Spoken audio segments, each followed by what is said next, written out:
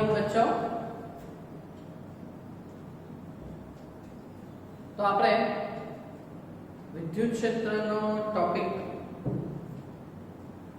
સમજવાનું ચાલુ કરેલું હતું અને તેના પરથી આપણે ગઈકાલે બે સ્વાધ્યાયના દાખલાઓને સોલ્વ કરેલા. બરાબર, કંઈક સ્વાધ્યાયનો 8મો અને 25મો દાખલો કદાચ હતો. બરાબર, ચાલો હવે આજે વધારે લોડ નહીં આપું તમને. બરાબર, ખાલી એક જ ન્યુમેરિકલ આપણે આજે સોલ્વ કરીશું. તે છે આપણી પાસે ઉદાહરણનો દાખલો થોડોક મોટો છે, પણ ગઈકાલે જે કરેલો એ જ મેથડથી તમારે સમજવાનો છે. બરાબર, અને સદિશની રીતથી આપણે ક્યાં તો સરવાળો થશે કાં તો બાદબાકી થશે બિંદુ આગળ વિદ્યુત ક્ષેત્ર શોધવા માટે. બરાબર, તે હું જે સદિશ રાશિ મૂકું ને તે બરાબર તમારે આકૃતિમાં ધ્યાન આપવાનું છે. ક્લિયર? તો ઉદાહરણ નંબર 9 એ આજે આપણે જોઈશું. બરાબર, આકૃતિ તમને આટલી આપેલી જ છે, બસ તમારે શાંતિથી આ દાખલાને શાંતિથી સમજવાનો છે. ઉતાવળ કોઈ નથી, બસ આ એક જ દાખલો કરવાનો છે. બરાબર, તો તૈયાર? પાકું તૈયાર? ઓકે, પાણી પીવાનું હોય તો પી લો. હા, ચાલો તો સ્ટાર્ટ કરીએ. ઓકે, તો ઉદાહરણ નંબર 9. ચાલો, રકમ આપેલ છે આપણને એકદમ નાની. તો શું છે? 10⁻8 કુલમ અને બીજો -10⁻8 કુલમ, એટલે એક ધન વિદ્યુત બળ છે અને બીજો ઋણ વિદ્યુત બળ છે. બંને સમાન મૂલ્યના છે. આ બે વીજભારોને એકબીજાથી 0.1 મીટર અંતરે મૂકેલા છે. બરાબર, તો આકૃતિમાં જોઈ લો. આ પહેલો વિદ્યુતભાર Q1 10⁻8 કુલમ અને બીજો વિદ્યુતભાર Q2 -10⁻8 કુલમ. એકબીજાથી કેટલા અંતરે રહેલા છે? બે વચ્ચેનું અંતર કેટલું છે? 0.1. બરાબર, ચાલો હવે સવાલ શું છે? ત્રણ અલગ અલગ બિંદુઓ છે આપણને આકૃતિમાં આપેલા. ત્યાં આપણે વિદ્યુત ક્ષેત્રનું સૂત્ર ઉપરથી વિદ્યુત ક્ષેત્રનું મૂલ્ય શોધવાનું છે. વિદ્યુત ક્ષેત્રનું સૂત્ર તો ખબર છે ને? વિદ્યુતભારને કારણે ઉદ્ભવતું વિદ્યુત ક્ષેત્ર E બરાબર F/Q. એટલે બળનું સૂત્ર આટલા દિવસ કર્યું, એમાં એક Q કાઢી નાખવાનો, ભાગ્યા Q, એટલે KQ/R². બરાબર, ચાલો તો કયા કયા બિંદુઓ પાસે કીધેલું છે? તો આકૃતિમાં દર્શાવેલ A, B અને C પાસે વિદ્યુત ક્ષેત્ર શોધો. ચાલો, તો આકૃતિમાં તમને દેખાતું છે અહીંયા વચ્ચે એક્ઝેક્ટ વચ્ચે બિંદુ A આપેલ છે. બરાબર, એટલે એક્ઝેક્ટ વચ્ચે મધ્યમાં છે. એટલે આ A બિંદુથી આ વિદ્યુતભારનું અંતર અને આ વિદ્યુતભારનું અંતર સરખું આવશે. સરખું આવશે એટલે કેટલું? આટલું 0.1 છે, તો આટલું અને આટલું 0.1 નું અડધું થશે. એટલે 0.1 ભાગ્યા 2 0.05 મીટર જેટલું હશે. બરાબર, ચાલો પહેલા આ A બિંદુ આગળ આપણે વિદ્યુત ક્ષેત્ર શોધીશું. આ ગઈકાલે આપણે કરેલું ને, બે વિદ્યુતભારની એક્ઝેક્ટ વચ્ચે વિદ્યુત ક્ષેત્ર શોધેલો હતો ને દાખલો. બસ એ જ પાછું કરવાનું છે. અંતર બદલેલું છે અને વિદ્યુતભારનું મૂલ્ય બદલેલું છે. બરાબર, ચાલો તો આ A બિંદુ આગળ વિદ્યુત ક્ષેત્ર કોના લીધે મળે? આ Q1 ધન વિદ્યુતભારના લીધે મળે અને Q2 ઋણ વિદ્યુતભારના લીધે મળે. બરાબર, ચાલો તો આ બંનેને કારણે ઉદ્ભવતું વિદ્યુત ક્ષેત્ર, ધારો કે Q1 ને કારણે E1 લે અને Q2 ને કારણે E2 લે, તો એનું કાં તો સરવાળો થશે કાં તો બાદબાકી થશે. એ જ શીખવાનું છે આપણે. ચાલો તો પહેલા બિંદુ A આગળ વિદ્યુત ક્ષેત્ર EA આપણે શોધીશું બરાબર ચાલો તો A બિંદુ આગળ આ અહીંયા છે A બિંદુ બરાબર તમે વિડિયો બરાબર સમજવાનું અને અહીંયા જે હું સદિશ પાડીશ ને એના ઉપરથી તમારે શીખવાનું બરાબર પાણી પીવાનું તો પી લો ચાલો હવે સ્ટાર્ટ કરીએ ને ઓકે ચાલો તો બિંદુ A આગળ Q1 ધન વિદ્યુતભાર છે પૈસા એટલે આના કારણે ઉદ્ભવતી વિદ્યુત ક્ષેત્ર રેખાઓ એમ બાહ્યવર્તી આવશે તો બિંદુ A આગળ વિદ્યુત ક્ષેત્ર Q1 વિદ્યુતભારને કારણે જમણી તરફ આવશે આ બાજુ આ પૈસા વાળો અને મારશે તીર એટલે આને કારણે વિદ્યુત ક્ષેત્ર E1 જમણી તરફ મળશે આ શીખવાનું છે ખાલી બાકી દાખલો તો તમને 100% આવડવાનો વિદ્યુત ક્ષેત્રનું સૂત્ર આવડે બસ પછી ગણતરીમાં હું લેવાનું છે ચાલો પછી આ જ બિંદુ A આગળ વિદ્યુત ક્ષેત્ર Q2 વિદ્યુતભારને કારણે એટલે આપણે E2 કે બોલો આ Q2 વિદ્યુતભાર પૈસા વાળો છે કે ગરીબ ગરીબ છે ને ઋણ વિદ્યુતભાર છે ને તો ગરીબ આ ઋણ વિદ્યુતભારની કેરેક્ટરિસ્ટિક શું કે વિદ્યુત ક્ષેત્ર રેખાઓ અંદર આવશે અંદર બરાબર ઓકે તો આ બિંદુ A આગળ એનું વિદ્યુત ક્ષેત્ર અંદરની તરફ આવશે એના Q2 વિદ્યુતભારની અંદરની તરફ બરાબર એટલે એના કારણે ઉદ્ભવતું વિદ્યુત ક્ષેત્ર E2 એ પણ જમણી તરફ જ આવશે બોલો તો E1 અને E2 બિંદુ A આગળ એક જ દિશામાં આવ્યા કે વિરુદ્ધ દિશામાં આવ્યા પરસ્પર એક જ દિશામાં છે ને સમાન દિશામાં છે ને એટલે આ બિંદુ આગળનું વિદ્યુત ક્ષેત્ર EA એ E1 અને E2 નો શું થવાનો સરવાળો થવાનો ગઈકાલે કરેલું છે બરાબર હવે ચાલો વિદ્યુત ક્ષેત્રનું સૂત્ર E1 નું સૂત્ર k આને કારણે છે એટલે k Q1 બાય અંતરનો વર્ગ તો A બિંદુથી Q1 નું અંતર અને તેવી જ રીતે આનું સૂત્ર k Q2 બાય અંતરનો વર્ગ તો એ આ અંતર આવે ઓકે તો k Q1 બાય R1 નો વર્ગ વત્તા k Q2 બાય R2 નો વર્ગ k ની વેલ્યુ 9 ગુણ્યા 10 ની 9 બરાબર Q1 10 ની માઈનસ 8 છેદમાં અંતર કેટલું છે બિંદુ A થી Q1 નું 0.05 તો 0.05 નો વર્ગ વત્તા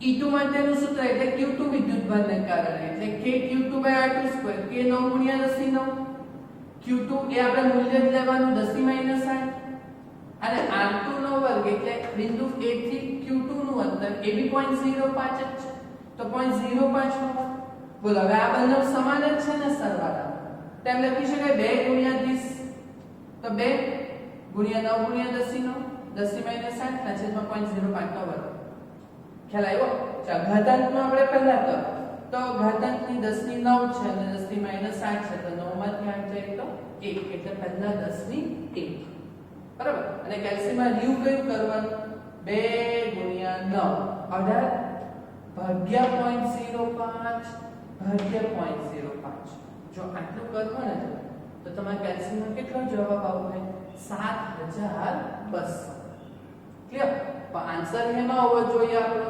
સ્ટાન્ડર્ડ ફોર્મમાં હોવો જોઈએ સ્ટાન્ડર્ડ ફોર્મમાં એટલે અહીંયા છે પોઈન્ટ એટલે 1 2 3 ત્રણ વાર ડાબી બાજુ આવ્યા એટલે ઘટાઈ તો આમાં 3 વધારવા 1 + 3 4 7.2 ગુણ્યા 10 ની 4 ન્યૂટન પર કુલમ બોલો હવે આ પરિણામી વિદ્યુત ક્ષેત્ર કે બાજુ મળવાનું આપણને તો આ બંને જમણી તરફ જ છે ને તો પરિણામી વિદ્યુત ક્ષેત્ર બી તમને કે બાજુ મળવાનું જમણી તરફ બોલો ક્લિયર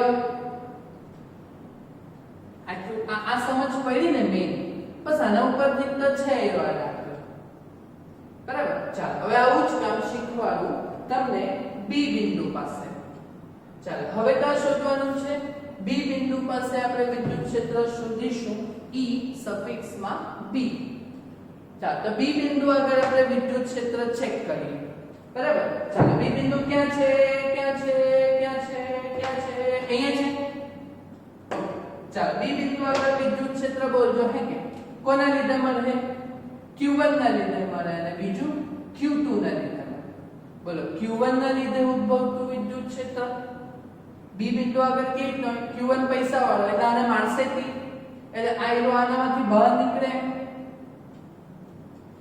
ખ્યાલ આવે છે ને આ શીખવાનું છે પાછું બી બિંદુ આગળ q1 ને કારણે વિદ્યુત ક્ષેત્ર તે ધન વિદ્યુતભાર છે એટલે બહાર નીકળે એટલે બી બિંદુ આગળ આ બાજુની બાજુ આવે આ બાજુની બાજુ ખ્યાલ આવે છે તમને એટલે ચાલો આના માટે હું E1 q1 વિદ્યુતભારને કારણે ઉદ્ભવતું વિદ્યુત ક્ષેત્ર E1 ડાબી બાજુ મળ્યું ક્લિયર ભારી નથી તમારે સમજવાનું છે બેજો અહીંયા રાખો ની સમજ પડે તો બે વાર સમજો ત્રણ વાર સમજો બરાબર ચાલો તેવી જ રીતે બી બિંદુ આગળ આ ઋણ વિદ્યુતભાર તો બચારો ગરીબ માંગે એટલે બી બિંદુ પાસે વિદ્યુત ક્ષેત્ર માંગે એટલે એના તરફ આવે એટલે E2 તે કે બાજુ આવવાનું જમણી બાજુ આવવાનું E2 આજ તમે એ છે આ નથી સમજ પડતી તમને સમજ પડે છે ના પડે તો બે વાર સમજો ને શું વાંધો છે ઉતાવળતા નથી ને ઘરે જવાનું એટલે ઘરે તો બેસેલા છે ઓકે તો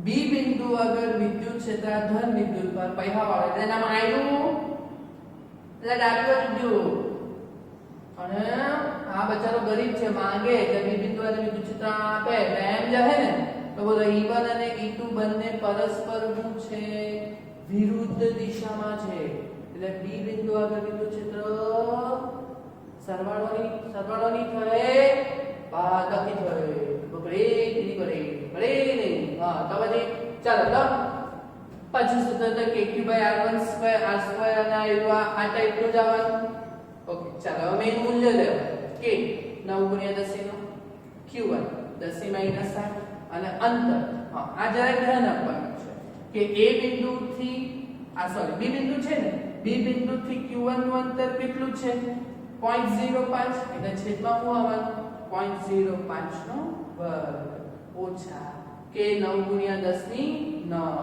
q2 ની વેલ્યુ 10 - 60 આપણે મૂલ્ય જ લેવાનું બરાબર અને છેદમાં હા આ અંતર બરાબર જોજો ને શીખજો આ કે બી બિંદુથી આ q2 વિદ્યુતભારનું અંતર કેટલું છે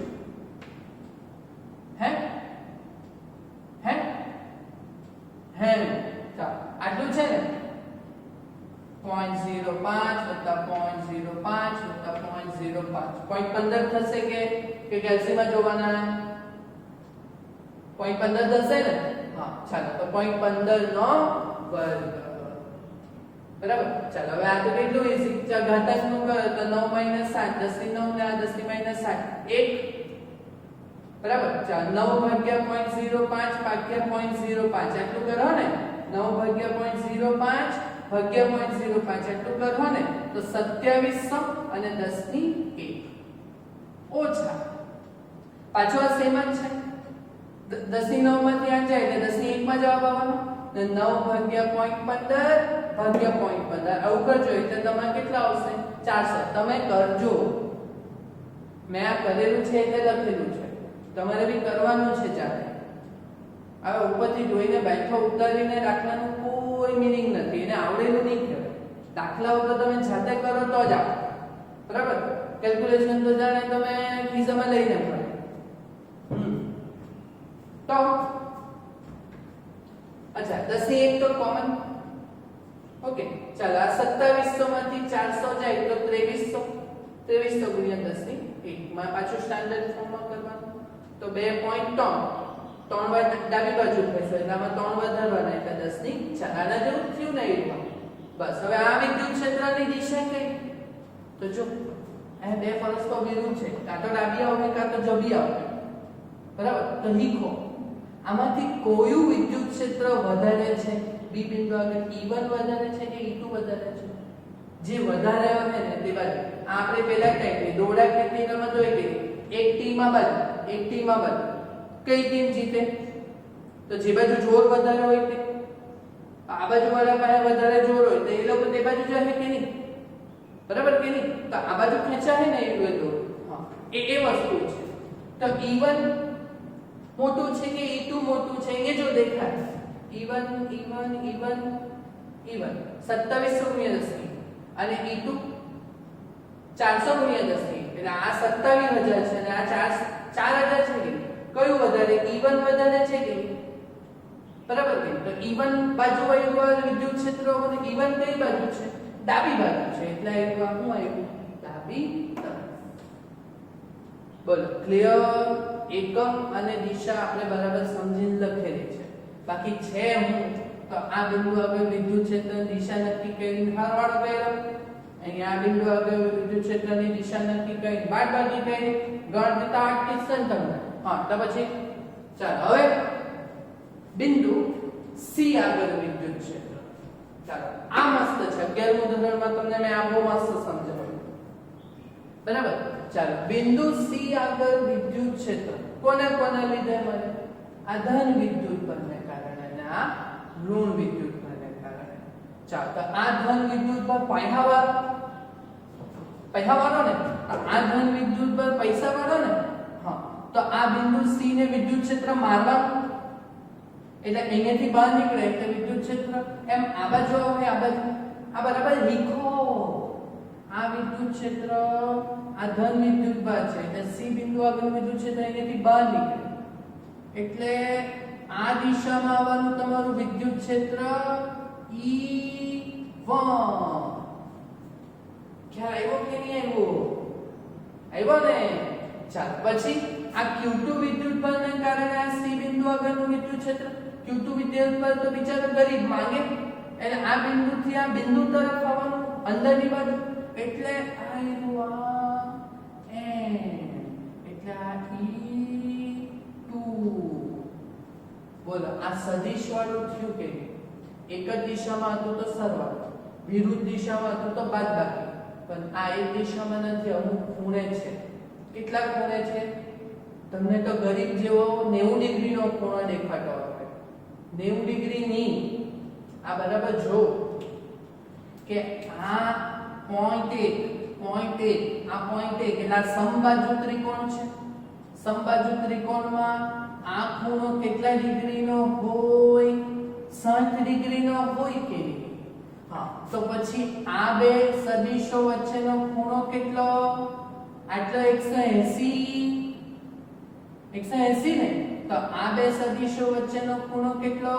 180 માંથી 60 બાદ કરવાનો એટલે આ કેટલા ડિગ્રી આવવાનું? 120 ડિગ્રી. હે છગ્ગો માર્યો? હું છગ્ગો માર્યો? એક રન હો નહીં લીધો. આ સદિશો પરસ્પર એક દિશામાં કે વિરુદ્ધ દિશામાં નથી પડ્યા, અમુક ખૂણે પડ્યા કે નહીં? આ ધન વિદ્યુત પર પહેરાવાનો અને C બિંદુ આગળ વિદ્યુત છે તો માર્યું. આ બિચારો ગરીબ એટલે માર્યું ને આ બે વચ્ચેનો ખૂણો જ એક નક્કી થયેલો, બરાબર? તો આ આપણે 11મા ધોરણમાં ચતુષ્કોણની રીતથી મારે પરિણામી વિદ્યુત ક્ષેત્ર શોધવાનું હોય તો C બિંદુ આગળ વિદ્યુત ક્ષેત્ર માટે E1 અને E2 એ 120 ડિગ્રીના ખૂણે છે, બરાબર? તો સમાંતર બાજુ ચતુષ્કોણની રીત આપણે જોઈલી ને 11મા ધોરણમાં, કંઈક કદાચ ઉદાહરણ નંબર 2 જ હતો ચોથા ચેપ્ટરમાં, બરાબર? તો પરિણામી સદિશનો વર્ગ C બિંદુ આગળનું વિદ્યુત ક્ષેત્ર EC નો વર્ગ બરાબર E1 નો વર્ગ વત્તા E2 નો વર્ગ વત્તા 2E1 E2 cos 120 cos theta વર્ગ હતું એટલે cos 120. આ જેવું તમને તો હું કેવો હવે આવા દાખલા કરાવેલા બી હતા ને 11મા ધોરણમાં ચોથા ચેપ્ટરમાં. અત્યારે મેં કીધેલું બી કે આ 12મામાં બહુ કામનું આવશે. આ જો બહુ બધી વાર આવ્યા કરશે આ ટોપિક કે E1 અને E2 120 ડિગ્રીના ખૂણે હોય તો પરિણામી સદિશનું મૂલ્ય C બિંદુ આગળનું વિદ્યુત ક્ષેત્ર EC નો વર્ગ બરાબર E1 નો વર્ગ વત્તા E2 નો વર્ગ વત્તા 2E1 E2 cos θ એટલે cos 120. બરાબર. હવે જો આ સી બિંદુ આગળનું અંતર આ વિદ્યુતભારથી અને આ વિદ્યુતભારથી સરખું જ છે ને, 0.1. ખ્યાલ આવે છે ને તમને? અચ્છા, આ બંને વિદ્યુતભાર સરખા મૂલ્યના જ છે ને? હા. તો પછી સી બિંદુ આગળ વિદ્યુત ક્ષેત્રનું મૂલ્ય બંનેના માટે આવે તો સેમ જ. એટલે E1 અને E2 ના મૂલ્ય તો સેમ જ આવવાના છે. તો હું શું કરું? હવે અહીંયાથી પેલી બધાના મૂલ્યના સૂત્રને એવું બધું લેવાના તો બહુ લાંબુ થઈ જાય. એટલે E1 અને E2 ના મૂલ્ય તો સરખા જ છે. એટલે E બરાબર kq/r², q સેમ જ છે. r અંતર બંને વિદ્યુતભારથી સેમ જ છે. તો E1 બરાબર E2 બરાબર E લઈ લઉં ને. હા, તો હું બને EC નો વર્ગ બરાબર E² + E² + 2 EE એટલે E² અને cos 120 ની મૂલ્ય ખબર તમને? cos 120 એટલે cos 60, પણ બીજા ચરણમાં cos નેગેટિવ આવે એટલે cos 120 એ cos 60 જ. તો cos 60 એટલે sin 30 એટલે 1/2, પણ બીજા ચરણમાં એટલે -1/2.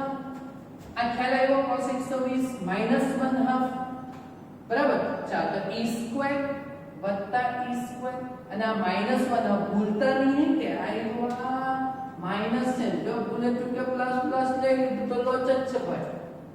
બરાબર. આખી મહેનતમાં પાણી ફરી જાય. ચાલો, તો 2E² અને cos 120 એટલે -1/2. આ 2 અને 2 ઉડે છે તો અહીંયા -E² રહે એટલે E² + E² -E². બોલે એક E² ઉડી જાય તો શું રહેવાનું? એક E² ઉડી જાય તો શું રહેવાનું? EC નો વર્ગ બરાબર E² તો EC બરાબર E. ચાલો, વિદ્યુત ક્ષેત્રનું સૂત્ર kq/r². k 9 × 10⁻⁹ q એટલે વિદ્યુતભારનું મૂલ્ય 10⁻⁷ અને r એટલે અંતર. બંને સી બિંદુનું આ ને આ હરખું જ છે. 0.1 તો 0.1 નો વર્ગ. બોલો 10⁻⁷ કેટલા? 10⁻1. બરાબર. અને 9 ભાગ્યા 0.1 કરશો તો તમારો જવાબ આવશે 900. 900 ગુણ્યા 10⁻1 તો 9 ગુણ્યા 10⁻3 ન્યૂટન પર કુલમ. ના આ પરિણામી વિદ્યુત ક્ષેત્ર તો બોલો આ બેના વચ્ચેથી નીકળશે ને, સમાન મૂલ્યનું છે એટલે વચ્ચેથી નીકળશે એટલે આ પરિણામી વિદ્યુત ક્ષેત્ર E આવી રીતે. બરાબર. EC આવી રીતે આવશે. બોલો ખ્યાલ આવ્યો કે આ જમણી બાજુ ગયું ને એટલે આ કેવી બાજુ મળી ગયો આપણને? જમણી તરફ. બોલો ખ્યાલ આવ્યો દાખલો? આ અંદર જો મેં જે સદિશો પાડેલા છે ને તે તમે એક પોઈન્ટ જે સોલ્વ કરતા જાઓ ને તો આ સદિશો જાતે પાડતા શીખશો ને તો આ દાખલો આવડેલો કહેવાશે. હા ને, મોટો છે એટલે આજે આપણે એક જ દાખલો શાંતિથી સોલ્વ કર્યો. ક્લિયર? આવડ્યું? ઓકે, તો જાતે કરજો. હા.